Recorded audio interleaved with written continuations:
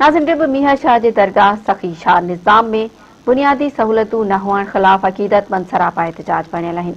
उन हवाले सां ॾिसूं था अब्दुल गफ़ार चांडियो जी ही रिपोर्ट। हमेशा असां दरगाह सखी शाह निज़ाम ते मौजूदु आहियूं। ही क़दीमी दरगाह आहे। हिते वॾा अक़ीदतमंद ऐं परे परे खां मुरीद ईंदा आहिनि ज़ियारत करण जे लाइ।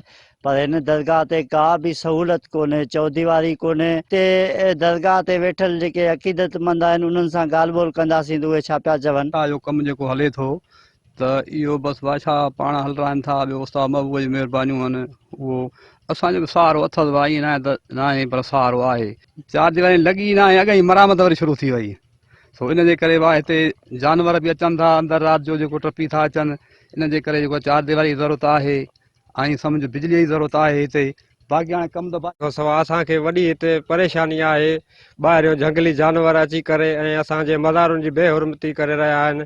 असांजो वस वारनि खे इहा अपील आहे त बसि असांखे जल्द में जल्द असांखे चौधीवारी ठप कुरआन तंबूर गिदो से वाराद तंबूर विखाया इल्ला दे शीशे विचों मैं कुनूर नबी दा नजर आया।